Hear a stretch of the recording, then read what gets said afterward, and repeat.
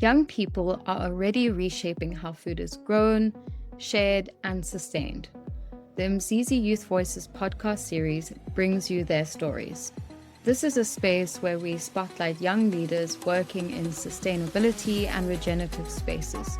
Through conversations with young people from different parts of the world, we explore the ideas, challenges, and innovations shaping more just, resilient, and sustainable futures. This mini-series focuses on youth voices in food and farming and is connected to the Mizizi Magazine Youth Edition, launching in June 2026. You can learn more at mzizimag.africa. This mini-series is a collaboration between Mizizi Magazine, Young Professionals for Agricultural Development, AfriFOODlinks, and Green Action Week. My name is Hannah Hopper, and I will be your host for this series. Hello and welcome to Mizizi Youth Voices. Today, I'm joined by Sam Wesomayo, an agricultural professional based in Uganda, an AfriFOODlinks youth ambassador working across crop and livestock systems with a strong focus on climate resilience and sustainable food systems. His work centers on strengthening local government systems through results-based financing, while also exploring how agricultural insurance can support smallholder farmers in adapting to climate change. Sam is also currently pursuing a Master's of Science in Agriculture with a focus on urban food systems. Sam, it is wonderful to have you with us today. Thank you so much, Anna. I'd like to start off by asking you, what first drew you to working in food systems, agriculture, or sustainability as a young person?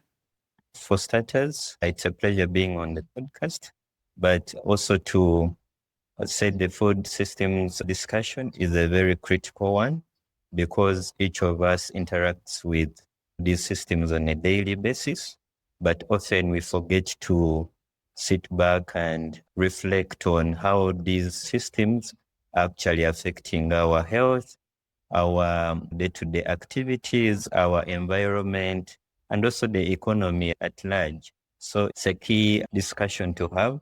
But also my biggest point to focus on here is the youth inclusion, which so many organizations are taking on. And I think that's a great step. And that is key because the youth are the future leaders and as well key agents of change in our communities and the cities and countries at large. So the young people, really come in handy.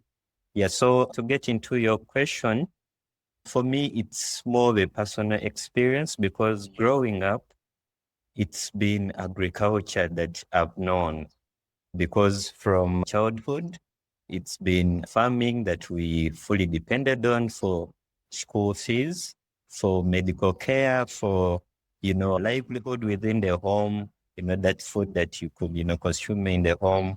But also it's more of a culture that there's certain crops that, certain cultures grow and it's a sense of belonging. So for me, it's more of a background or more of a childhood thing that I've grown up doing that I get to interact with a lot of times. One key thing I remember where I was still young, one bad season would really change a lot in families. So, for example, now a bad season would bring about maybe food shortages.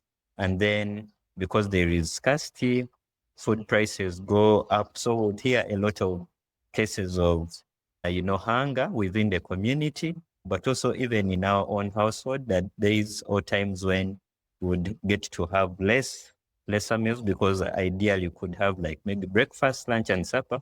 But on those bad seasons, sometimes you'd skip breakfast because there's not much to eat and just have lunch and supper. So it's very, very key for me, but also now in the current realities of climate change, where we are having changes in the weather, maybe extreme weather cases of drought, sometimes excessive rainfall, all these affecting the productivity, and as well the overall food security of the households. So for me, it's really, really a personal area to talk about because, with these are communities we work in. And again, for me, it has really shaped who I am today because literally everything that I needed the basic needs all were really coming from agriculture. Thank you for sharing that, Sam, and for showing the deep connection between farming and livelihoods. And so glad to have you on the podcast again. And from your perspective, what is one of the biggest challenges facing food systems in your region right now? You've touched on this a bit, but if you could go in a little bit more detail, I would appreciate that. For me, right now, I'm more based in Mbale City for now, and it's where I have seen a lot of changes. But often, one key thing about urban areas is how cities are growing so fast. But again, the infrastructural development not matching the needs of the people. So the population is growing so fast, but the services are not meeting up to that demand. I would say within the urban areas, that's one key area that is a big challenge. So we have a lot of people, a lot of inhabitants that are coming into cities, meaning there's population increase, people are looking for employment, and yet the employment opportunities are very few. Then you have a lot of people are seeking to have food, but because the food prices are high, you realize that they may end up tending to cheaper options that are not nutritious at the end of the day. So it's very critical to look into how urban areas function, how urban people interact with these systems to see that they are able to get out what they need. So for me, from my end, I really think a lot of cities within the country are struggling in that area that, yes, there may be food, but it's not affordable because the people are not having proper employment to afford the food that they need. So ending up into creation of slums where people can really live at a lower cost, but also tending into cases of hidden hunger because people have to eat foods that are more of carbohydrates. So there's that also tendency of having a lot of malnutrition within these cities, within the country. Thank you, Sam. You raise a really important challenge around rapid urbanization. What role do you think young people can play in transforming food systems in the future? Young people, what I can say is young people are the future. That's number one. And again, young people are vibrant, having a lot of ideas, a lot of skills. I've seen a lot of graduates within the country that are lacking formal employment, but are now getting into innovations that are key within the food systems. I've been privileged to be on the panel that was handling a business component on the AfriFOODlinks project. And we're trying to review a lot of ideas and innovations that young people have come up with. And I said they are really, really fascinating. Young people are putting together a lot of ideas, a lot of creativity that is bringing about innovations that are very, very important in the food systems. For example, things around value addition, where we are having at least a reduction in the post-harvest losses because, for example, coffee having that value addition, like being processed into a better product that can have a longer shelf life. Something with the bananas, something with other products like soybean, etc., that young people are actually using local methods, but still hygienic to process these foods and also ensure that there is a better shelf life at the end of the day for the products. That's one. The others are really around other innovations around digital farming. That's where we are having things like information to the farmers in terms of weather. How is the weather performing? When do we plant? When do we get to prepare for harvest? All these apps are key, and also trying to inform farmers of basic agronomic practices that they need to do. So that's really part of what young people are developing, but also advocating young people like now on the AfriFOODlinks project.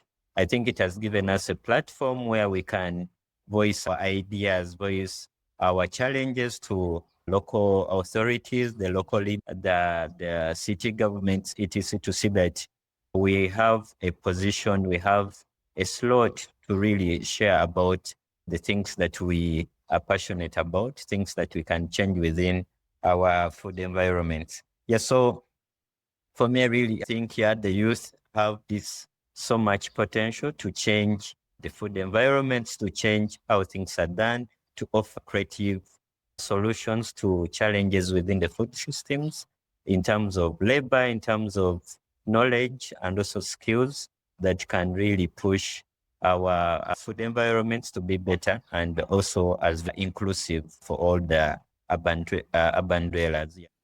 I like the points that you raised about the role young people are playing in innovation and advocacy.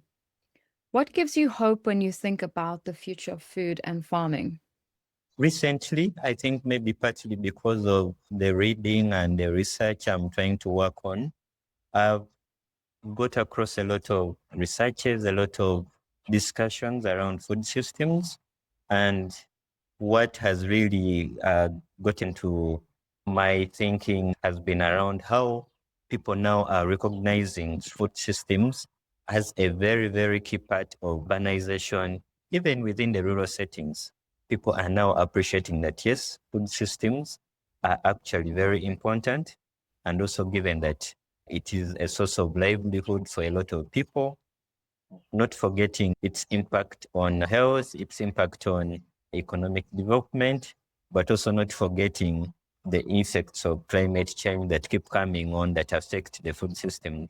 I really feel happy that this food system discussion is having attention from a lot of stakeholders, from NGOs, to governments, to other partners that are investing in this, to see that the challenges, the hurdles here and there are being handled, to see that it's working, the systems are working properly, but as well supporting the livelihoods.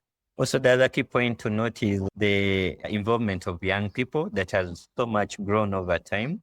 And for me, that gives me a lot of hope to know that young people, we have a voice now. We have a platform where we can actually share our ideas, share potential solutions to challenges within our local settings that can actually improve the well-being of everyone within the community. So for me, that gives me a lot of hope, and also given the innovations that keep coming through, right from urban farming initiatives to other digital platforms. That's for me, it's really, really the way to go. And it gives me hope that if we continue like this, we can always have a better future and also a better farming system overall within our communities. Thank you, Sam. That's very inspiring. I would like to move into some more specific questions about your work. So, your work focuses on strengthening local government systems through results based financing. Can you explain what that looks like in practice and how it benefits farmers? So that's actually currently what I'm doing. And results-based financing ideally looks at paying, or we normally call them service providers, for the service done in exchange for a reward or a subsidy. So ideally what we are doing is we are working with district local governments. That's according to the structures within the country. So these district local governments get funding from the central government to implement activities within their mandate. So their mandate could be around extension service. That's for the production department. Then we have things around natural resources department, which includes really ensuring the environment is kept neat, kept in check, deforestation is kept in check, and also ensuring the buffer zones are protected, the reserves are also protected. So the district local governments and the departments therein perform a lot of duties, but within their mandates. Initially, before this program started, we did a small scoping exercise, which really looked at how best can we improve service delivery within the district local governments. And it was interesting to note that a lot of the challenges that were raised by the stakeholders in these districts included low motivation. They were trying to say, we do work, we do get the salaries, but it's not enough. We are not motivated to do better in our work. The other challenge was around capacity development, where they have limited skills to perform their duty. to expectation, among other challenges. So this results-based financing comes in with an aim to fully motivate the stakeholders, the district local government and its workers to do better at their role. So, for example, in terms of the Department of Production and Agriculture, we have what we call indicators or targets. So these targets are agreed upon. We sit together, agree that, okay, for a particular quarter, you're supposed to do, in terms of trainings, maybe 30 trainings per quarter. So the teams agree that for every particular quarter, they're going to do 30 trainings. So at the end of the quarter, we come in with another level of verification to check the reports, to check the quality of the reports that they have submitted, to check other controls really, including the community voice, where we interact with farmers to check their satisfaction. How do they appreciate the services that have been provided in that given quarter? So this altogether gives us a basis for rewarding the district local governments with subsidies. So we have subsidies attached per indicator or per target. They vary depending on how easy or how hard it is to achieve them. Now, like for the trainings, it's around $5 per training as a top-up to what they get from the central government. So it's been a good feeling and a good experience to see that these small subsidies, these small rewards have really improved a lot of services within the districts that we work with, but also motivated the staff to even work better because, again, from the subsidies and we have a sharing or a way we divide the subsidies at a 30-70 division. 30% of the money earned goes direct to the service providers, to the workers. This is money that they can use for their day-to-day work or day-to-day needs in their families. And then the 70% of the money that has been earned is what goes into investment. Investment basically means, what do I need to do my work better? Do I need a laptop? Do I need gumboots to navigate the heavy terrains, the bad roads, the challenges within the field? Do I need more fuel to put in my motorcycle to move around? So those are the investments that we talk about. So 70% of that money goes into those investments, and then 30% comes in on the motivation of the staff. So overall, we have had from the community voice that I said, we get to interact with the farmers through a small survey where we basically pick their mind on how do they appreciate the services that they have been given in that given quarter, and also to pick, are there any other needs that the farmer think they can be, that the local government can prioritize. Also, this gives that sort of feedback that the district local governments can use to tailor make their activities, their trainings, etc., to suit the needs of the farmers. So overall, farmers now have a voice in service delivery, but also to give that sort of accountability and also being able to appreciate the services or get even better services in comparison to how they used to be in the past. So overall, it's really been giving farmers that voice, and farmers have really appreciated that this is actually a system that has pushed their districts to work even better and also have better results in terms of their farming. Sam, this sounds like an incredibly impactful program and potentially something that can be used in other contexts in Africa. You also have experience in agricultural insurance, which is still emerging in many contexts. How can insurance support smallholder farmers facing climate change? Agriculture insurance is an interesting topic again for me because it's a field where I worked for some time. Though right now I'm just practicing on the side, but I did work within the companies that offer this service for about 3 years. And it was really, really incredible to learn how this works, as well as to get to study more about agriculture insurance.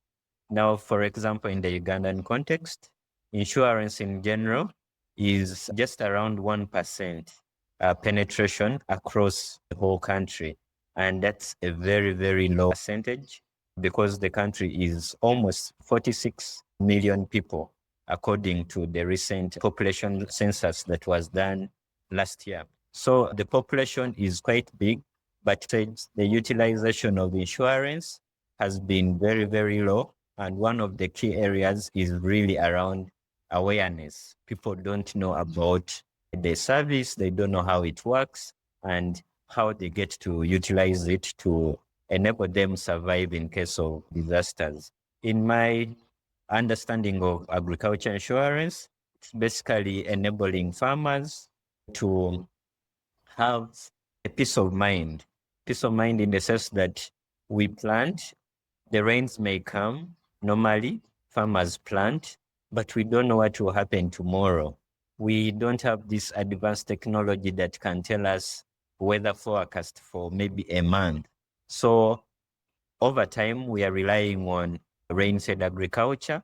We are relying on the mercies of God to give communities rain so that their crops can grow. But that's not sustainable at all. So agriculture insurance comes in with tailor-made products that suit smallholder farmers, large-scale farmers, and other types of agricultural ventures that are within the country, like apiculture, etc. So for the smallholder farmers, where my interest has been for long, it's really an area that we need to explore because these farmers again have small plots. They're growing a lot of times just food crops for their home consumption, meaning if at any point the weather is bad, a drought hits or a flood hits, then they're going to lose the food and then end up in food insecurity cases. So agriculture insurance comes in to compensate a farmer that has, taken on the service for the loss that they may have suffered due to drought, excessive rainfall, etc. that cause losses within the farmers' gardens. Particularly for the small-scale farmers, there's a product called drought index insurance.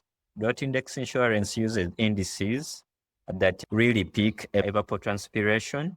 That's the interaction of how much water is within the environment and also the plant processes like transpiration and also photosynthesis, where the plant is making food. So usually on a hot day, the crops tend to close their stomata so that they don't lose a lot of water to the environment. And then it's the opposite on a normal day where it's a bit cooler. That's when plants get to manufacture more food. So on hot days, it would technically mean that plants are not making any food because their stomatas are closed. They're not taking in carbon dioxide that is key for the photosynthesis process, meaning they're either growing more slowly or they may end up being stunted and then ending up losing the overall yield that the plant should give the farmer at the end of the day. So this drought index insurance really just looks at the interaction between the hot weather and humidity within the environment and how this is impacting on the photosynthesis process. And then there are already developed indices that speak into how much loss can be suffered versus the drought days, the dry days within a given area. So this product really comes in handy to see that it's paying or compensating farmer for the losses suffered during these bad seasons of drought or excessive rainfall that are happening a lot, by the way, across the country. So it's really an area that is very, very key, despite the challenges that come with, the awareness that is still limited, some cases of trust, and also sometimes affordability that can limit some farmers from accessing this service. But overall, it is a very, very key service that farmers can take on to enable them survive through the difficult seasons that happen within the year or the planting season. Thank you for explaining that, Sam. This is actually a new concept for me, but it makes a lot of sense given the rising impact of climate change. As an urban food system scholar, how do you see cities and rural farms influencing each other? Are there ways young people can help bridge the gap between them? Yes, part of my research currently is Also trying to look into how cities interact with the rural areas, because a lot of the food within the urban areas oftentimes comes from the rural areas. So this is already a connection point where we are having food coming from other areas into the city, because usually in most urban areas, agriculture production is really very, very low or not there at all. And this is a trend across most of the cities within the country. So it is very key to see that we have that connection, because the demand within the urban areas triggers production, the rural setting, and as well gives a source of income for the rural areas to benefit from the sales of the food in the urban area. This also determines the prices of food within the urban areas. So if the rural production has dropped so much, it would mean prices in the urban settings are going to rise and also affect the overall well-being of the urban dwellers. So it's very key to look into that, and also to note that there are lots of challenges that exist, especially in terms of infrastructure, roads, markets, and also in terms of information. Rural areas, a lot of times, have a limitation in terms of information. The farmers don't know how the market is performing, how the prices are performing, the other, practices, the other key aspects within the food systems are performing that end up affecting them. So it's these key areas that again interact to see that the demand side and the supply side at the end of the day have a common position that they fall on. It is key to also look into bridging these gaps, especially around ensuring the roads and other like markets are well built, well developed to support the farmers within the rural areas as well as in the urban settings. Also looking into urban agriculture at the end of the day, we can't keep relying on rural farms to produce food. How can we best bring about urban agriculture that households can do some backyard gardening or a small production of maybe vegetables that can support them and reduce on their expenses that they put on the purchase of food on a daily basis. Maybe the other area could be around advocacy in terms of policies that can really integrate a lot of these farming practices within both the rural settings and also the urban settings to ensure that the food systems are more strengthened, as well as ensuring these linkages between the rural and urban areas are worked on, not forgetting the inclusion of young people who contribute a lot of the labor, a lot of the support activities that happen within these environments. Thank you, Sam, for sharing the ways that we can address food challenges in the cities. And Sam, if you could change one thing in food systems for young people, what would it be? If I could change one thing, I think I would really look into having young people appreciate that, yes, agriculture is a key area that is supporting a lot of, the livelihoods within the communities.